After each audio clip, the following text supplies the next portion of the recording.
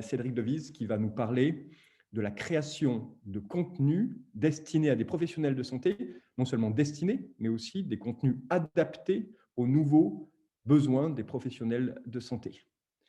Voilà, il est midi 2. Vous connaissez notre ponctualité qui devient quasiment légendaire. J'ai le plaisir de passer la parole à Cédric Devise pour environ 20 minutes.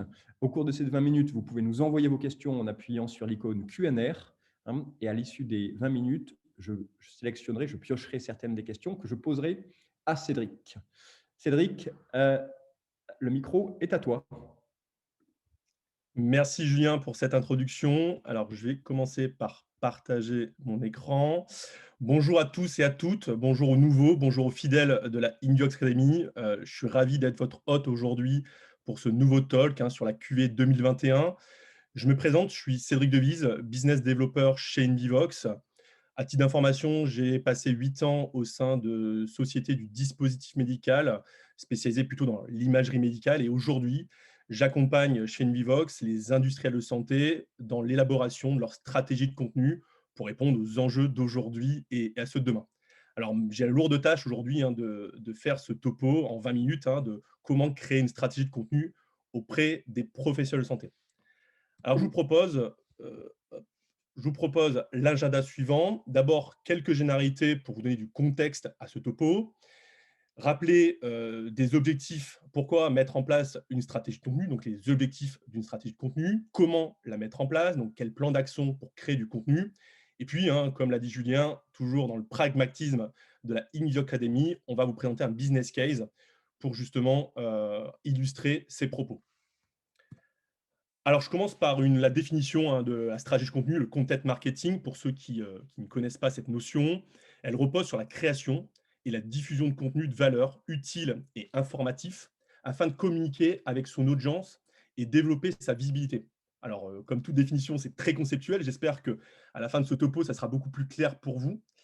Et puis, je voulais aussi introduire deux postulats de base. La première, bien sûr, la crise de la Covid, qui a bouleversé nos relations entre les industriels et les professionnels de santé, mais également les médecins qui aujourd'hui consultent différemment leur contenu dans le domaine de la santé. Et ils ont effectivement différents modes d'usage. Mais ce changement, ce bouleversement, il était déjà en filigrane en fait depuis quelques années. Et d'ailleurs, c'est pas moi qui le dis, c'est Mathias Moreau, PDG de Publis Health France, qui dit que d'ici 2030, 75% des professionnels de santé seront des milléniums. Aujourd'hui, on connaît tous dans notre entourage des professionnels de santé qui utilisent à titre privé, dans leur cercle privé, des plateformes comme YouTube, de la VOD pour trouver du contenu. Et aujourd'hui, ces professionnels de santé inspirent à avoir la même chose dans leur cercle professionnel. Alors, pour illustrer ce propos, je vous raconte une petite histoire, je raconte ma vie, mais c'est aussi un peu ça l'académie. J'ai eu à appeler un président de société savante qui s'est posé la question au mois de mars-avril dernier, comment justement distribuer du contenu différent à ses adhérents, à son audience. Et en fait, ils ont créé des podcasts 2 fois par semaine, sous un format très court de 5 à 7 minutes. Et quand j'ai eu au téléphone au mois de octobre-novembre dernier, il m'expliquait qu'il y avait 70 000 écoutes cumulées sur l'ensemble de ces podcasts, ce qui est juste énorme et et très plébiscité par son audience. Ils ont fait une étude de qui regardait ce contenu, et rien de très surprenant, c'est la tranche des 35-45 ans qui sont le plus à même d'aller sur ce contenu et d'écouter ce content dans la santé. Et quand je lui posais la question ensuite de toi, comment tu vas aujourd'hui trouver du contenu qui t'intéresse, il m'expliquait deux choses. La première, il me dit auparavant, je réservais 3 jours, je me déplaçais sur des congrès nationaux, internationaux, et ça bloquait mon agenda. Aujourd'hui, je vais peut-être réfléchir à quel congrès je participe, peut-être y aller moins souvent, mais par contre, d'aller chercher de l'information sur des formats digitaux, type un podcast ou un webinar. Donc voilà, donc je vais juste, en termes de généralité, poser le débat et poser ce postulat de base. Ensuite, dans les généralités, je voulais rappeler quelques règles d'or du contenu. Alors, de façon générale, mais également dans la santé. D'abord, on veut aujourd'hui du contenu interactif. On ne veut plus du contenu statique. On veut participer à des webinaires où il y a des sondages, ce qu'on va faire aujourd'hui sur l'académie. On veut, sur un contenu asynchrone, d'avoir des quiz pour que le participant soit acteur de son contenu. On veut aujourd'hui également du contenu qui soit responsive, qui soit plus uniquement sur un ordinateur bureau. Qui pense encore que le médecin est seul dans son cabinet, derrière son PC? Aujourd'hui, ils ont tous des smartphones, des tablettes, et ils sont nomades.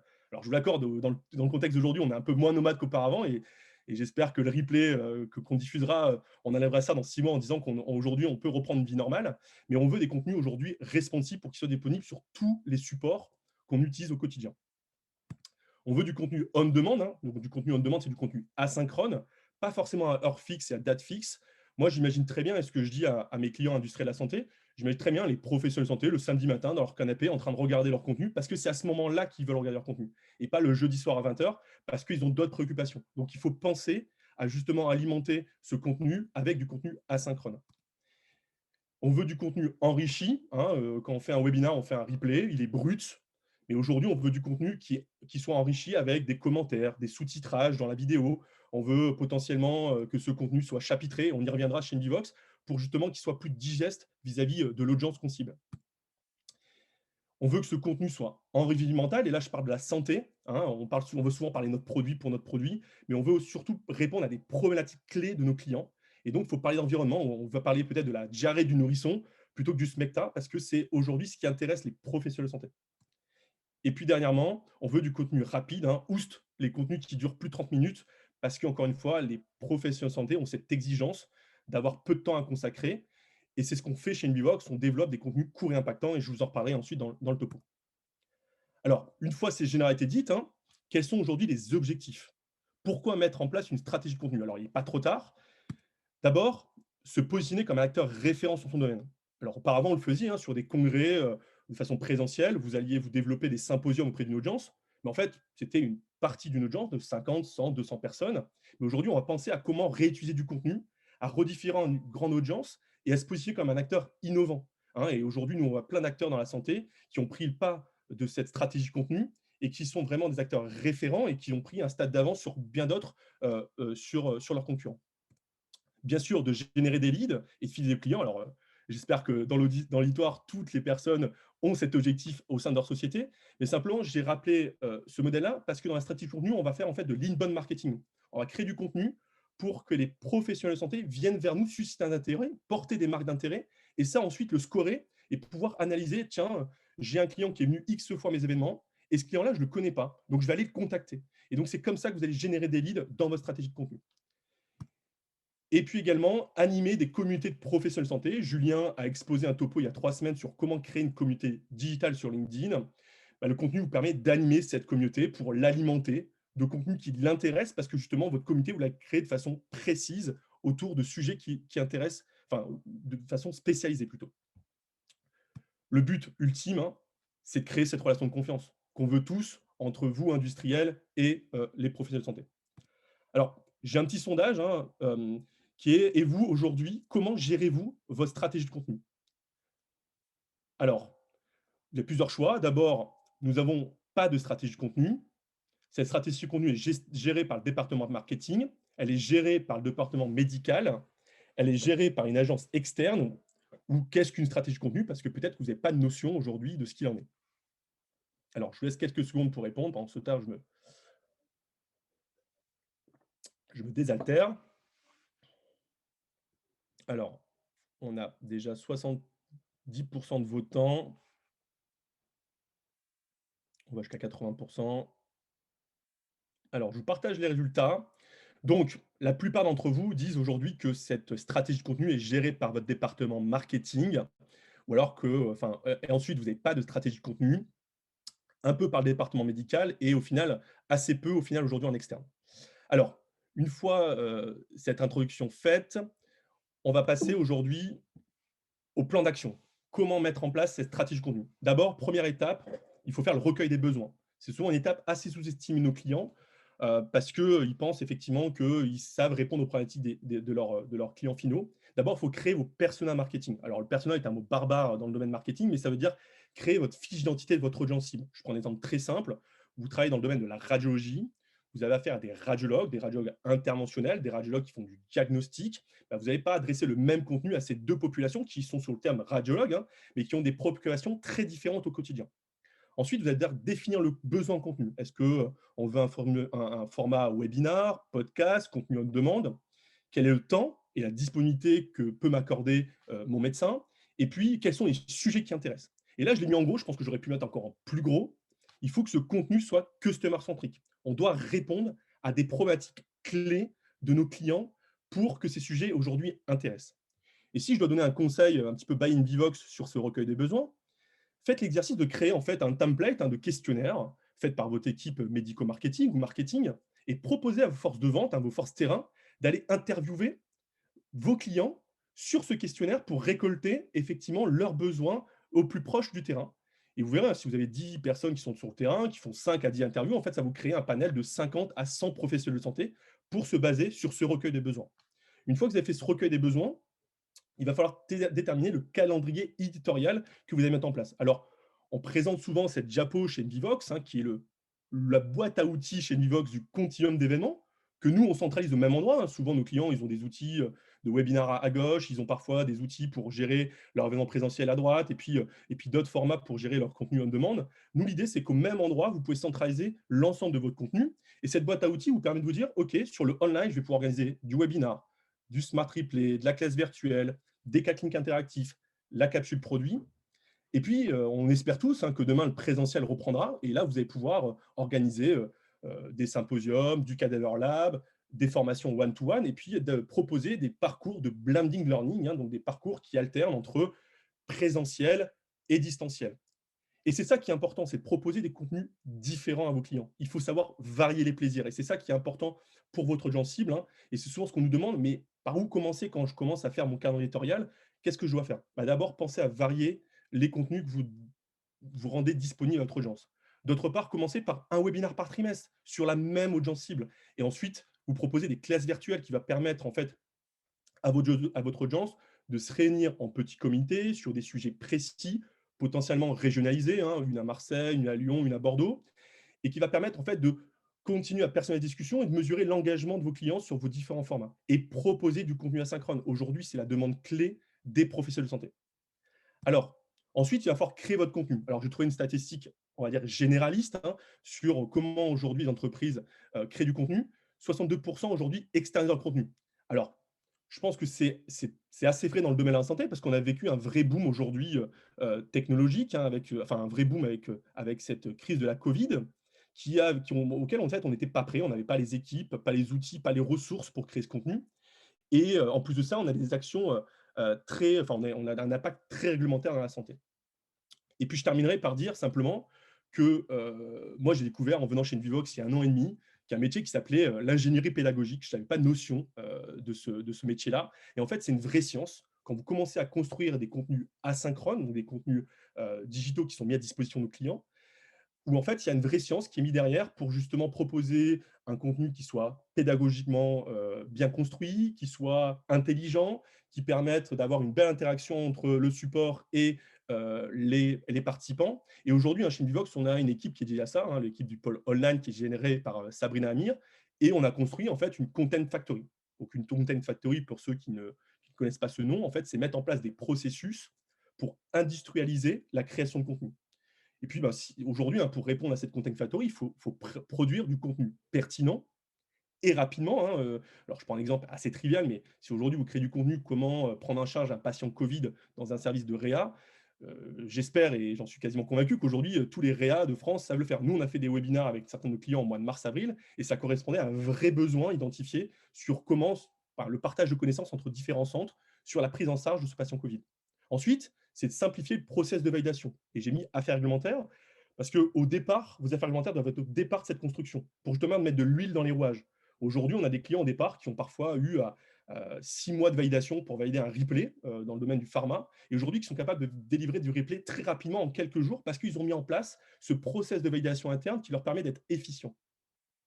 Ensuite, du content, du format court. On veut, j'ai dit dans la règle d'or, on veut du format court parce que c'est aujourd'hui l'exigence de nos médecins, du peu de temps à consacrer sur ce genre de format. Et puis, on veut du contenu immersif sous un format vidéo pour humaniser effectivement ce contenu. Alors, je vais vous expliquer ce qu'on a fait chez Invivox. On a développé ces Content Factory. On a déjà présenté sur des talks la façon dont on a pu le faire et ce qu'on développe aujourd'hui. En fait, on est reparti au départ. On a fait le recueil des besoins, on a été interviewé bon nombre de professionnels de santé, une centaine de professionnels de santé, sur ce qui les intéresse aujourd'hui en termes de format, en termes de contenu, en termes de temps, quels étaient les sujets qui les intéressaient. enfin vraiment un cahier des charges assez large pour que nous, on puisse derrière réfléchir ensuite à comment construire des formats qui les intéressent. Et là, c'est tout le travail de notre équipe de Polo Night qui a en fait conceptualisé des principes, hein, donc enfin, des supports des contenus plutôt, donc des cas clics interactifs, des smart replays, des capsules produites, et en respectant les règles d'or que je vous ai initiées au départ. Donc d'abord, hein, c'est tous des contenus asynchrones. Les trois que je vous propose là, c'est tous des contenus asynchrones. Le premier, un cas clinique, on connaît tous, c'est les cas qu'on expose sur un congrès d'un expert qui fait le retour d'expérience de comment il a géré un cas patient complexe ou un cas patient. Et là, on a voulu digitaliser. D'abord, on a fait la captation vidéo du support. Vous voyez, là, les médecins experts va expliquer son cas sous un modèle vidéo. Ensuite, on a mis des quiz pour que le contenu soit interactif. C'est un format qui dure une dizaine, douzaine de minutes pour répondre à cette exigence que le format doit être court. Et c'est un format qui est responsive, qui est disponible sur tablette, smartphone, PC. Le replay, c'est une autre réflexion. On s'est dit simplement que quand vous faites un webinar, vous enregistrez, vous avez un replay qui est brut, c'est un contenu qui dure 1 heure, et on dit en fait ça ne répond pas vraiment aux règles d'or qu'on a établies. C'est long, il n'y a pas vraiment d'interactivité. Et nous, l'idée, c'est justement d'augmenter ce contenu-là, de le rendre intelligent. Donc d'abord, on va effectivement le brander à l'image de la société de notre client.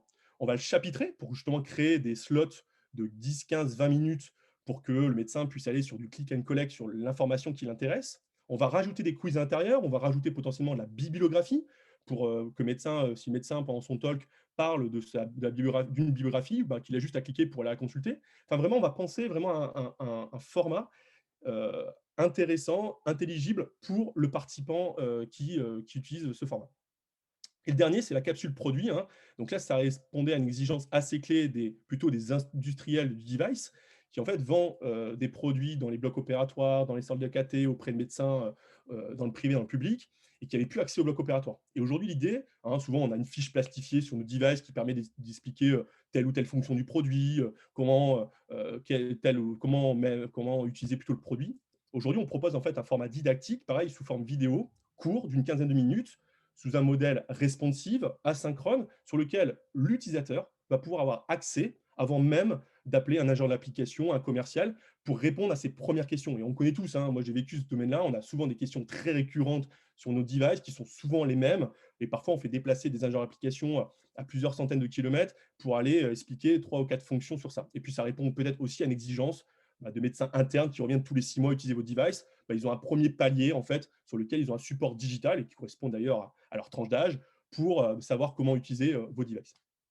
Donc une fois ça dit, une fois que vous avez créé votre contenu, il va falloir le diffuser. Alors, on a fait quelques talks sur Univox sur cette diffusion de contenu, mais je reprends les principes de base parce qu'on accompagne nos clients également dans cette diffusion de contenu. Donc d'abord, vous pouvez effectivement diffuser ce contenu sur votre mailing, mais votre mailing doit être RGPD compliance, via Google, par du paid ou du référencement naturel, par vos forces de vente, alors sur des invitations digitales ou simplement par du print avec un QR code qui permet de renvoyer à la page de destination de votre contenu. Sur des réseaux généralistes ou spécialisés, hein, donc Facebook et Twitter pour les généralistes, LinkedIn et ResearchGate pour les spécialisés, votre site web qui permet d'un bon canal de diffusion, et puis votre réseau d'influenceurs, donc les KOL, les Key Opinion Leaders, ou les DOL, les Digital Opinion Leaders. Donc ça rejoint encore une fois le talk de Julien d'il y a 3 semaines, sur lequel on crée une communauté digitale autour d'un expert, et ensuite on s'en sert comme moyen de diffusion en mode peer-to-peer pour la diffuser, le contenu qu'on vient de créer. Et une étape la prochaine étape est souvent très sous-estimée de nos clients. Hein, comme vous le savez, chez Indivox, la data, c'est notre dada. Et en fait, ce qu'il faut, c'est traquer votre data. Pourquoi? Parce que tout simplement, il va falloir analyser le contenu que vous distribuez pour soit effectivement l'améliorer, pour dire, tiens, ce contenu-là fonctionne plus qu'un autre, donc je vais proposer plus ce type de contenu. Mais également, vous allez voir, de pouvoir remonter des indicateurs qui vont pouvoir, derrière, vous donner plus d'éléments pour mettre en place votre stratégie marketing ou votre stratégie commerciale. Alors là, nous, Invox, on est une plateforme dans la santé qui référence tous les événements, formations, contenus dédiés aux professionnels de santé, et on propose à nos clients industriels d'avoir un espace qui leur est réservé. Alors là, on a pris notre Invox Academy pour ne pas faire de jaloux dans l'auditoire, mais qui est brandé à notre charte graphique, avec un descriptif de qui on est, et puis on propose nos événements à venir, donc nos différents prochains talks, sur lesquels notre gens cible, les industriels de la santé, peuvent venir s'y inscrire, mais également revoir des replays ou des smart replays auxquels ils n'ont pas pu participer. Et ça permet de centraliser au même endroit l'ensemble des contenus qu'on met à disposition de vous-même, vous, industriel de la santé. Et puis derrière, on va proposer à nos clients industriels d'avoir justement un tracking, hein. Nous, dans notre proposition de valeur, on propose un back-office qui permet en fait de piloter justement l'ensemble de votre stratégie de contenu. Donc, il va vous donner des informations sur le trafic de votre page, sur les taux de conversion. Tiens, sur mon cas clinique interactif, j'ai eu 1000 visites et j'ai eu 600 inscrits, donc je sais qu'il y a un beau taux de conversion. Je vais récupérer les données des participants à chaque événement que je crée. Le professionnel de santé laisse une trace digitale de qui il est, donc le nom, le prénom, sa spécialité, sa nationalité potentiellement si vous travaillez sur plusieurs pays, son numéro PPS, hein, tous les renseignements qu'on pourrait lui demander à l'inscription d'un de vos contenus. Et puis également de l'analyse par contenu, combien de vues, combien de temps passé. Et tous ces éléments vont permettre effectivement de pouvoir vous donner des éléments pour prendre des décisions, comme je disais, sur revoir votre stratégie de contenu ou simplement mettre en place, et vous le verrez dans le business case, des stratégies marketing commerciales différentes. Alors, je répète, hein, premier point, recueil des besoins. Deuxième point, calendrier éditorial. Troisième point, création de contenu. Ensuite, je diffuse mon contenu et je traque la data pour m'améliorer et continuer ce processus. Alors, encore un petit sondage. Parmi les content by Invivox, quel est pour vous le plus pertinent à mettre en place dans votre activité? Alors, premier choix, le webinar. Deuxième choix, la classe virtuelle. Troisième choix, le cas clinique interactif. Quatrième, l'étude clinique interactive, le smart replay ou la capsule produit. Alors, je vous laisse quelques secondes pour y répondre.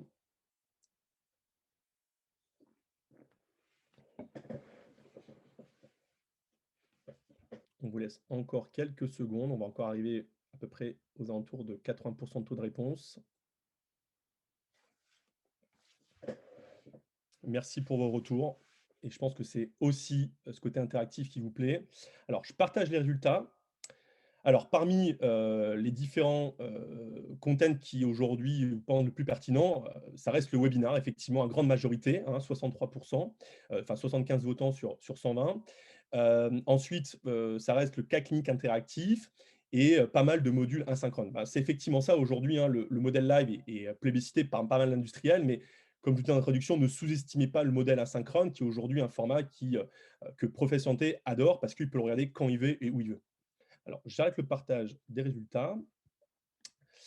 Alors, on va être pragmatique, je vais vous présenter un business case. Alors, c'est un client X qui commercialise des dispositifs médicaux au bloc opératoire et son marché, c'était un scope effectivement français. Il est venu nous voir au mois de mai dernier et sa problématique principale, c'était garder le contact avec les professionnels de santé dans cette période de crise. Comme tout le monde, ses forces de vente n'avaient plus accès au bloc opératoire, hein, donc, pour présenter leurs produits ou même pour former les clients à leurs dispositifs médicaux. Et puis, en discutant avec lui, on se rend compte que d'autres problématiques sous-jacentes étaient là, hein. C'était de fidéliser sa base client parce qu'il était plutôt leader sur son marché, susciter l'intérêt de nouveaux clients, comme un peu tout le monde, mais par une stratégie différente, et surtout développer sa présence digitale. Pourquoi? Parce qu'aujourd'hui, quand on lui a posé la question de OK, est-ce que vous avez des bases de données aujourd'hui RGPD? Il n'avait déjà même pas de base de données RGPD, il n'avait pas fait l'exercice de rendre ses bases de données RGPD. Donc, ce qu'on lui a proposé chez Invivox, c'est de créer en fait un continuum de formation. Alors d'abord par du contenu online, donc du contenu live sur modèle webinar ou modèle classe virtuelle. Donc, vous voyez, il a commencé en septembre. On lui a proposé de faire un webinar tous les trimestres, comme je vous ai annoncé au tout début. Donc aujourd'hui, à date, il en a fait déjà 2, avec plutôt des beaux succès. Donc il se pose la question d'en faire peut-être déjà plus sur les mois suivants, mais le prochain sera au mois de mars. Il propose des classes virtuelles tous les mois pour justement proposer un moment plus intimiste à ses clients sur des sujets précis, de façon plus régionalisée, et ça permet à ses forces de vente aussi de participer à ce genre d'événements. Ensuite, on va proposer de faire du contenu on demand. Alors, d'abord du smart replay, hein, comme je vous disais tout à l'heure, une fois qu'on a créé un webinaire, on a créé un contenu, hein, si on l'enregistre, et ben, on va enrichir ce contenu pour créer du smart replay qui va permettre d'être visible par les médecins qui ne sont pas inscrits en live au webinaire tout le long de l'année, et ça de façon incrémentale, hein. Donc là, pour l'instant, les médecins peuvent voir celui de septembre-décembre, et au mois de mars, ils pourront avoir disponibilité de celui du mois de mars. Pour répondre à l'exigence de je veux fidéliser mes clients, on lui a dit il faut que tu crées du contenu à haute valeur ajoutée, éducatif. Et le cas clinique interactif répond tout à fait à ça. Se dire que ses clients vont pouvoir avoir accès à l'expert du CHU de Bordeaux qui explique comment lui il a géré ce cas difficile potentiellement saupoudrer un petit peu de comment il a utilisé ses produits, et cetera, pour que, derrière, les médecins, soient toujours, accordent une certaine légitimité au contenu qui est diffusé, de la part de cet industriel. Et puis dès le début, on a construit, des capsules produits sur ces différents dispositifs médicaux pour justement, que ce client, laisse en libre accès à ses clients utilisateurs la possibilité de se former et s'informer sur ces devices quand ils n'ont pas accès au bloc opératoire et quand ces questions, sont effectivement primaires et basiques sur son dispositif. Et puis on est, très optimiste chez Invivox.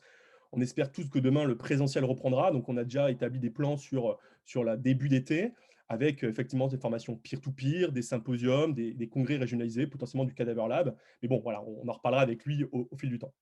Alors les résultats, alors j'ai mis quelques chiffres parce que je supposais que c'est une de vos questions.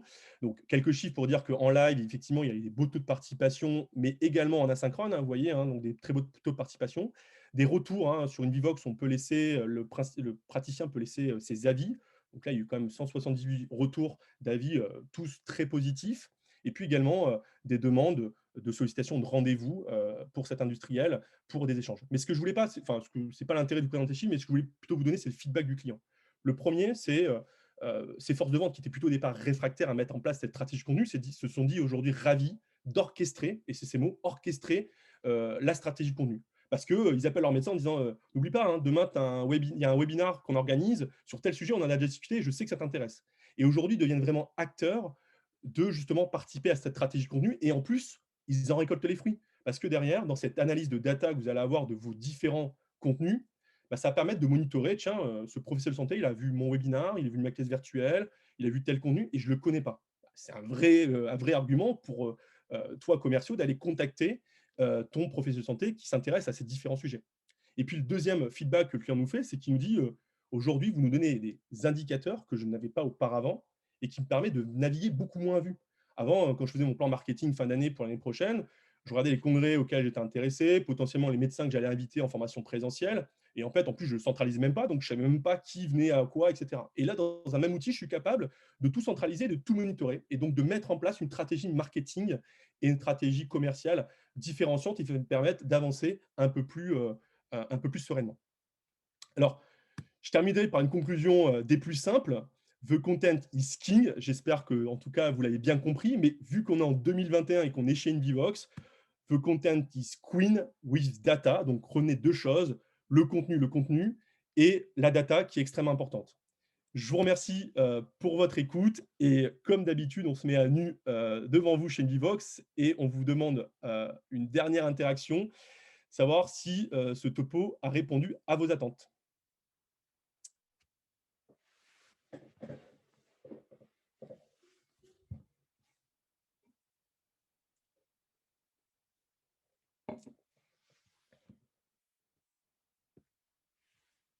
Alors, on va bientôt arriver aux 80%.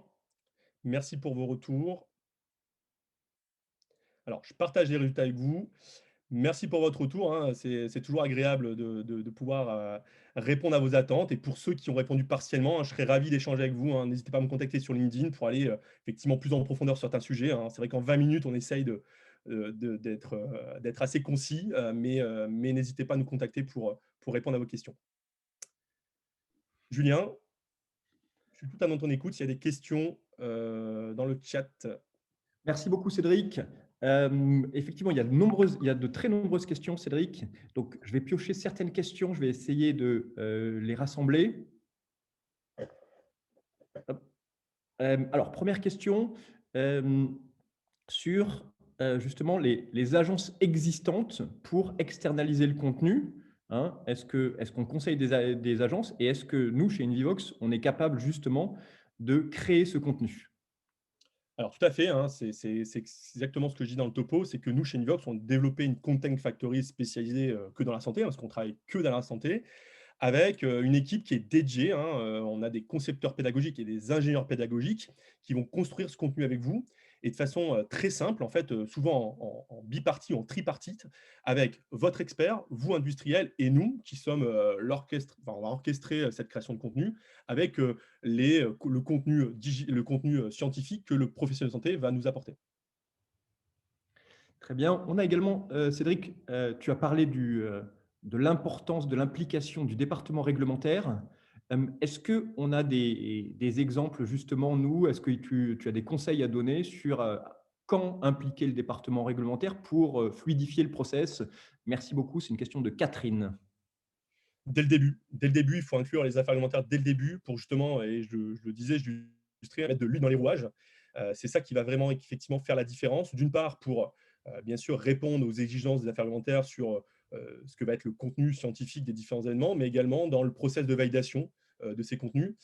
Nous, à titre d'exemple, hein, souvent on fait un kick-off avec les affaires réglementaires et les services médico-marketing qui nous permettent en fait de récupérer à la limite les guidelines en fait de l'entreprise pour être certain de bien répondre aux exigences. Et ça nous permet ensuite d'être beaucoup plus fluide quand on travaille avec ces gens-là sur le long terme. Voilà. Merci Cédric. On a également quelques questions au sujet des webinaires. Alors la première question, c'est est-ce que on organise des webinaires sur la plateforme Invivox? Et deux, est-ce que il y a des bonnes pratiques qu'on a développées justement pour animer, pour rendre un webinaire le plus interactif possible? Alors oui, on organise des webinars sur la plateforme Invivox. En tout cas, ils sont disponibles et visibles sur votre page personnalisée.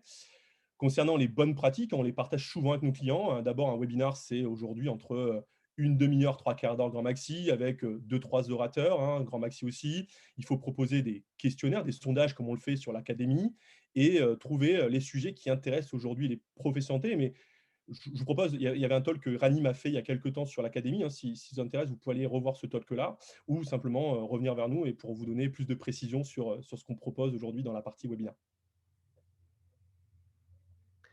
Très bien, merci Cédric. Encore une question sur justement l'aspect l'aspect réglementaire, hein. Les webinaires, est-ce que on conseille de faire des webinaires axés sur les produits ou plutôt sur l'environnement? Alors, c'est une très bonne question. Les webinars, il faut comprendre que on parle surtout et exclusivement d'environnement, et c'est ça la volonté du webinaire, de susciter intérêt sur des problématiques des professionnels de santé, c'est vrai que je ne l'ai pas dit. Et les classes virtuelles vont plutôt être un moment de partage autour de produits qui vont être donc effectivement plus personnalisés, où là on peut interagir plus précisément avec les professionnels de santé, et ça répond aussi à l'exigence des affaires réglementaires de sélectionner les personnes dans un moment beaucoup plus restreint, de personnes qu'on aura sélectionnées pour parler effectivement produit. Donc, je vous remercie pour la question. Effectivement, je ne l'ai pas précisé durant ce talk. Très bien, merci Cédric. On va peut-être prendre une dernière question et puis ensuite laisser tout le monde partir vers un déjeuner. Alors, est-ce que il y a une question alors, qui est spécifique sur la plateforme Invivox de la part de Liselotte, sur est-ce que la plateforme Invivox permet justement de lister et de stocker des outils comme tu viens de les présenter, qui sont à la fois online mais aussi on-site?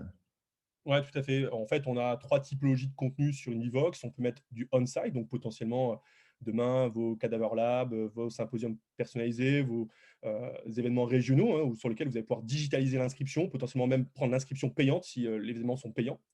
Des événements online, donc du contenu online, donc des webinars, des classes virtuelles, tout ça est disponible sur Univox, et du contenu on demand, donc du contenu asynchrone, dont on a décrit ici, hein, qui sont replay, les cas cliniques interactifs, du smart replay, des capsules produits. Donc c'est vraiment centraliser au même endroit l'ensemble de vos contenus pour donner pour donner un endroit clair et déterminé à l'ensemble de votre cible.